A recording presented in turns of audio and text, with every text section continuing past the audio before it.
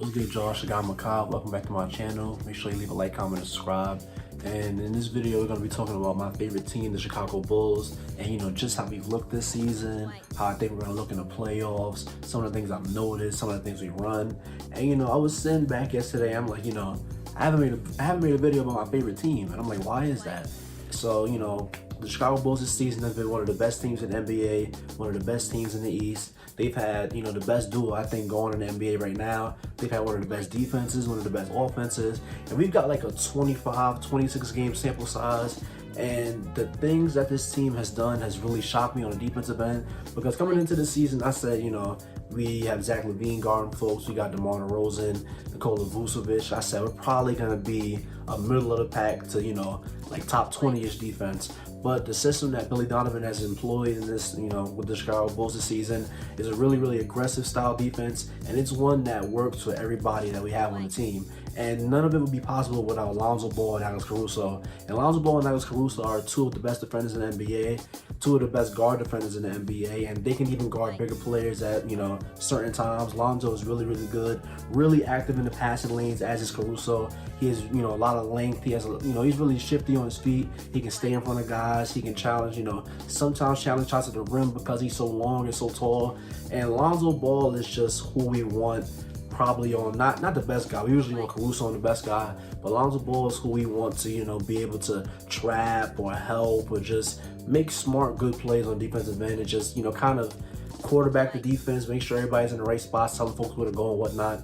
But Alex Russo has been a really, really great pickup this season because he's been our best defender. He averages 2.2 steals a game. He's really active in the passing lanes like Lonzo is. But, Alex Caruso with his on-ball defense, he's getting around screens. He's sliding through them like he's made of butter or something. And he's just doing, a lot of disruptive things on ball. He's, giving a lot of guys to work. But the thing about our defensive, team, the thing about our team's defense is that we are so cohesive as a unit that guys can leave their man and they can trust the guy next to them to make the proper rotation. So where the best team or the best guy on the other team doesn't, get a good shot or something like that. So let's say regarding Jason Tatum, Lonzo's on Jason Tatum or Zach LaVine's on Jason Tatum. The man next to him is gonna slide over, and then right after that, it's gonna set off a chain reaction. You just slide to the next open man. You let the team, swing the ball around, and you try to force a bad shot. And the thing is, we don't always do this. Sometimes we do let, single coverage go. Sometimes we do let them get some, mid-range touches. But for the most part, when it counts, when we really need it, we employ that defensive system. It's kind of just like a, really, really aggressive help defense type thing. And I like it a lot because it just doesn't allow any one of our guys to be hunted on defense. Let's say they want to put, Zach LaVine or DeMar in the post. If they have Alex Caruso and Lonzo Ball coming over to hound the ball, then it's gonna look really, really good. And I like what they did against the New York Knicks, one of my other teams.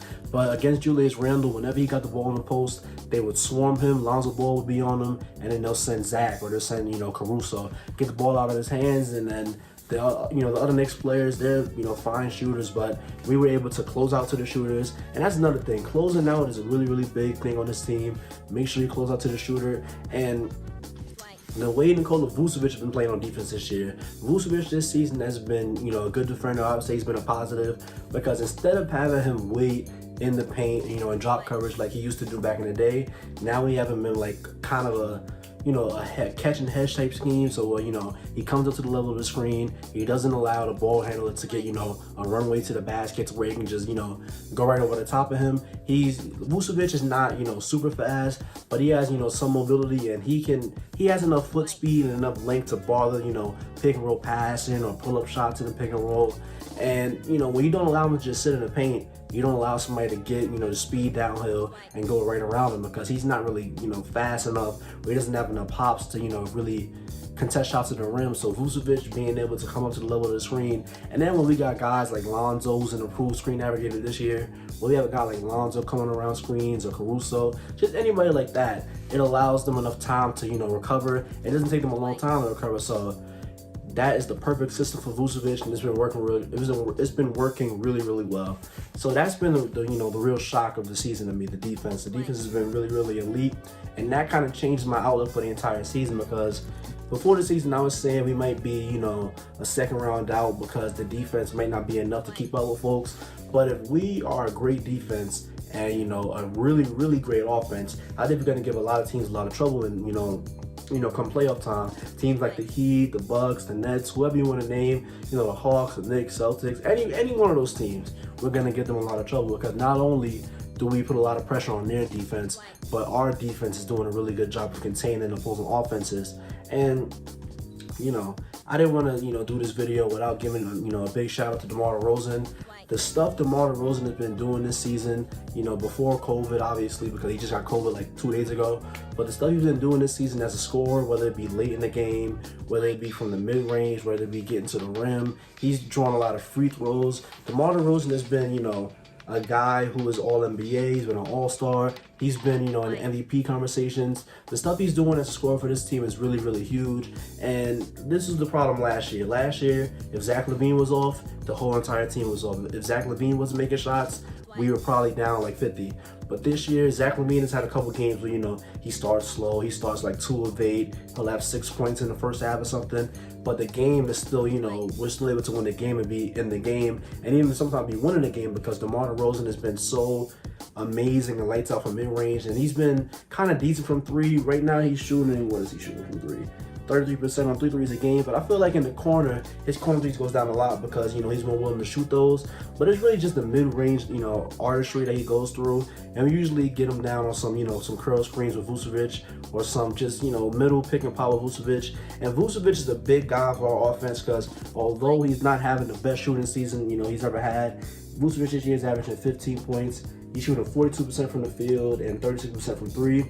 And Vucevic has been having a down year when it comes to shooting the ball. I don't know why. Just recently, he just had like 25 and 27 back-to-back or something like that. So it's coming back, but, you know, I don't know. But Vucevic has been a big reason why DeMar has had, you know, so much space to operate in the mid-range, because now with Vucevic, he's a guy, he's one of the only big men in the league where you really have to respect their jump shot. You really have to go out there. You really have to watch him, because if you leave him, more often than not, although not this year, but more often than not, he's going to make the shot. So he has that gravity, and Vucevic is allowing DeMar DeRozan to, you know, get to the elbow area, get to the free throw line area, and he's giving him a way to get all the way to the rim, because now that Vucevic has dragged the opposing center out of the paint, that allows DeMar to get to, you know, really efficient shots. But DeMar DeRozan this year, just the spinning fades, he's been making a lot of, you know, post fades. He's just been doing a lot of great, you know, pull-up mid-range stuff. And the stuff that he's doing is just, you know, insane. He's been roasting everybody. And I like how Billy Donovan is allowing DeMar DeRozan and Zach LaVine to kind of play off of each other, you know, because sometimes he'll have DeMar, you know, do a slip screen for Zach. Some of the attention goes to DeMar. That gives Zach, you know, the angle to get all the way to the rim. And, you know, vice versa. DeMar DeRozan has the ball. Zach LaVine does a slip screen, but Zach LaVine has more, you know, respect as a shooter. So when Zach LaVine slips to the 3, you know, there's going to be multiple eyes on him. It gives DeMar a chance to, you know, have the angle to get to the free throw line, to be able to rise up for a mid-range and just do easy things like that. And what DeMar and Vooch have, and what, you know, Zach LaVine and Vooch have, Vucevic, he's a guy that you want to see the shots fall down more, but I'm more than happy what he, you know, contributes to the offense, because just the threat of him being, you know, wide open, him being a shooter, him being just, you know, an offensive threat at all, it's really allowed us to play better on offense. And even when, you know, they do a pick and roll with Vucevic, and then, you know, they blitz, they hard double, you know, the ball handler, whether it be, you know, Zach LaVine or DeMar DeRozan, they just dump it right off to Vooch, and Vooch is a pretty good short roll playmaker. So all it takes is a cut from the corner from like Caruso or something, or Lonzo ball, and, you know, it's a really, really good shot, because if they cut, Vucevic has the knowledge, the feel to, you know, throw an open pass, or he can shoot the wide open mid range. Just, we have a lot of options on offense, and we have a lot of guys who can do a lot of things on offense. And, you know, that leads me to some of the problems with this offense. We have a lot of guys who can do a lot, right? Zach LaVine is great on offense. Vucevic is great on offense. DeMar DeRozan is great on offense. Lonzo Ball and Alex Caruso are fine offensive players. Lonzo Ball is having a great season shooting 3. This year, Lonzo Ball is 7 threes a game, 42% from 3. That's amazing. It should be mostly catch and shoot work for him, and if he's going to have the ball in his hands, it should be in transition. Lonzo Ball has been a great transition passer this year. There's been, you know, endless highlights of him throwing it up to Zach. Zach's doing 360 dunks, you know, he's getting layups. It's been endless, you know, highlights of, you know, Lonzo Ball being, you know, grabbing off the rim, throw it ahead, easy 2 points. But the problem becomes when you try to make Lonzo Ball like this pick and roll operator and pick and roll scorer. because what Lonzo Ball does, right? He'll get the ball, you know, it's gonna be a high pick and roll with Vucevic, and Lonzo Ball comes off the corner, and he does this weird like turn away, one-legged fadeaway shot, and that's just not the shots that we need to be shooting, and that's not the shots that I ever want to see Lonzo Ball taking. And I feel like I see it too often because we can get better shots than that. And it's the same with Caruso. Caruso is a fine ball handler. He's a pretty decent passer for a role player. But when he got him operating in pick and roll, we're just really in the half court. When they have, you know, Lonzo or Caruso, when they have either of them creating the half court, it's just like, why are we doing this? Zach LaVine's right there, Vucevic is right there, DeMar is right there. Why are we having these guys who are not known to be, you know, great half court scorers, great half court, you know, creators? Why do we have them, you know, doing this so much? I wouldn't mind, you know, every once in a while, like the defense kind of, you know, puts more attention to Vucevic and Caruso, you know, kind of slips his whole way to the rim. Likewise for Lonzo, but I feel like too often we're counting on them to, you know, create something out of nothing. And that really shouldn't be their role. But it's not so often to the point where it's losing us games, but it's more often than it should be. Like, I'm seeing it a little too much. But yeah, man, Lonzo Ball has been really good on offense this season. He's been great, like I said, great transition passer. He's been great, you know, great on defense. Lonzo Ball is having the season that I've always envisioned him having, because his first couple seasons started off a little rough. He couldn't really shoot like that. But his seasons in New Orleans, he was slowly getting better at shooting. And I envision this year to be kind of how it's going. He's going to be, you know, really good on defense, really good at shooting the ball, and not really doing too much of anything else, but, you know, being a great transition passer, you know, things of that nature. But yeah, man, and you know, some of the problems this team has is just unfortunate stuff like the injury to Patrick Williams. Now we're down, you know, a defensive wing who can kind of, you know, guard the bigger wings like the Jason Tatum, Kevin Durant types. But you know, I think if there was ever a time for us to make like a big splash trade, and you know, it would hurt to see Patrick Williams be traded because I like Patrick Williams. I think he has a lot of great upside. He has a lot of great, you know, physical tools. He's shown that he can, you know, be a scorer and be a scorer in the pick and roll. He's shown that he can create, you know, his own shot. He's a pretty good set shooter. You know, he's shown kind of that thing. He's pretty athletic, pretty strong on defense, pretty versatile. So it would hurt to see him go, but if there was ever a season for us to, you know, go for it, Kyrie Irving's not playing for the Nets, so they're weaker.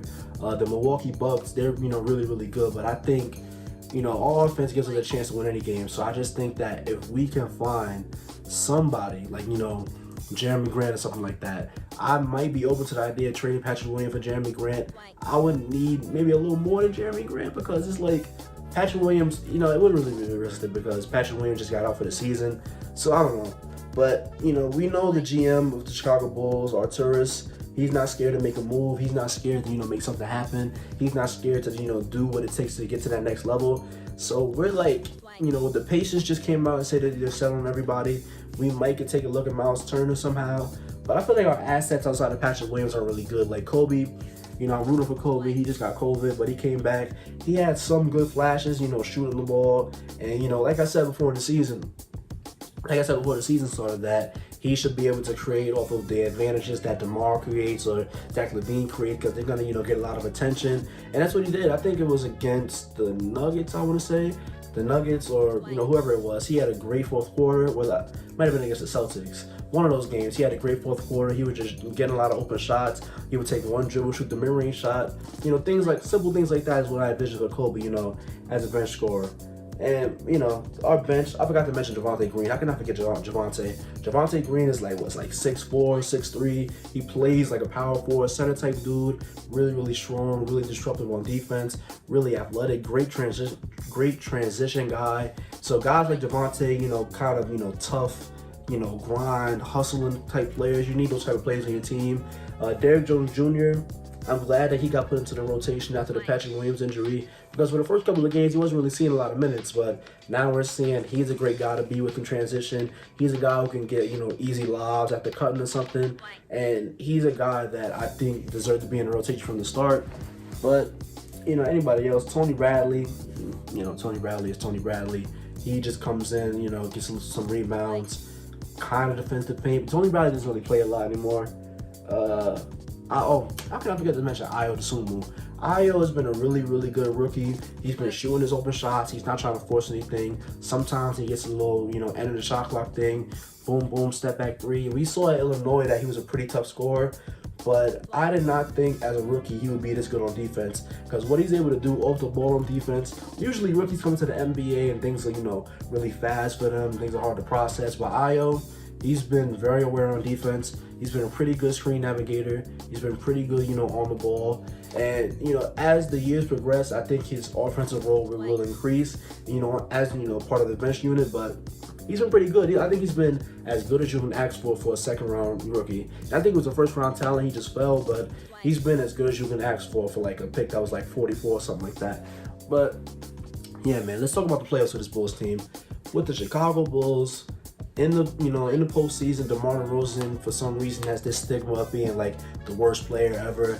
April, May comes around and he's trash, he's garbage, he can't do anything, he chokes, he lost to LeBron. I'm not gonna blame somebody for losing to prime LeBron James, because a lot of people lost to prime LeBron James. It took Golden State Warriors with KD to beat LeBron James, and it takes a lot to beat LeBron. I'm not gonna kill DeMar for losing to LeBron, but the thing about DeMar DeRozan now, he's never had this kind of spacing. He's never had this kind of help on offense. He's never had a guy in a duo like, Zach LaVine, because, Kyle Lowry is a great player. Kyle Lowry is a great two-way guy, great shooter, great, he gets to the rim a lot, draws his fouls, but he's not the scorer. He's never been a scorer that Zach LaVine is.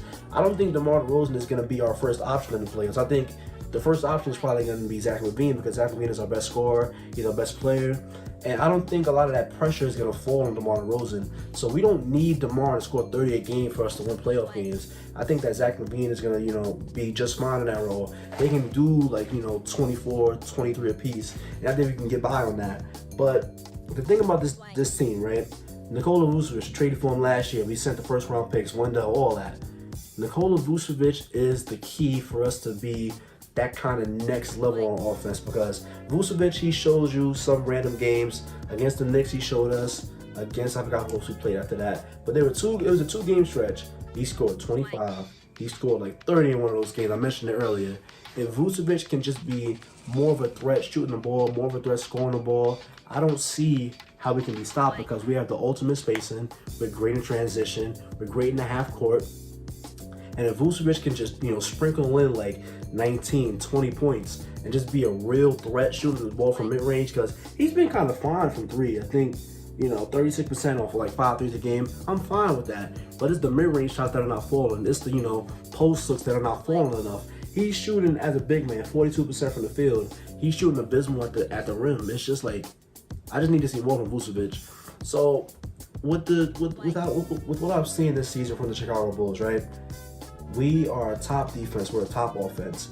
Because our defense is so good, I think that we can go all the way to the finals. Now, before you leave a comment like, oh, you bugging, you wilding, just think about it. The only team in the East that I can realistically see us having no shot at all is probably the Milwaukee Bucks, if we don't make a trade. If we make a trade for somebody who can, be kind of like a component for a wall, because Lonzo's pretty disruptive, Caruso, Vucevic is a pretty big guy. If we can get a wing to help, build a wall against Giannis, but I don't want to get into all that. The only team that I would be for real scared of is probably the Milwaukee Bucks. Giannis is probably gonna, run right through, our defense. Vucevic, he's been fine on defense this year. He's been pretty good. But I don't think that, Giannis in the pick and roll, I don't think we can stop him coming downhill. I don't think we can stop him in transition. We don't have, enough size. Our guys aren't big enough to, stop a Giannis type. So that's the only one that I would be, kind of really concerned about. I'll give us like a 20% chance to win that series. But besides the Milwaukee Bucks, we beat Brooklyn Nets twice. We're in a dogfight with Miami. And I think that game go either way, however you want to split it. But besides the Bucks, I think we can beat the Nets. I think we can beat Miami. I think we can beat, who else is it? I think we can beat Atlanta. I think we can beat Boston. I'm not concerned about any of that. So it's really just about, can Vucevic step it up, and can DeMar and Zach continue to be an all-NBA duo? Because our defense is going to, continue to prosper. I don't see any problems with that. So, we just hope that DeMar comes back from COVID healthy, and, we keep the train rolling. We see Cleveland tonight. But yeah, man, this Chicago Bulls team is really, really good. We've been trashed for, a lot of my lifetime. So So it's really nice to see us be able to really compete and really just be mentioned in, you know, to the contender types. And when it comes to the West teams, I think, you know, the Golden State game, we didn't have Vucevic. They were able to, you know, kind of, you know, pinch in on DeMar and pinch in on, you know, Zach. So I count that game, of course, all games count, but it, you know, it's not really an accurate representation. I'm not really afraid of the Warriors in the playoffs, honestly, if we get to the finals. You know, the Lakers, we beat the brakes off of them boys, although it was no LeBron.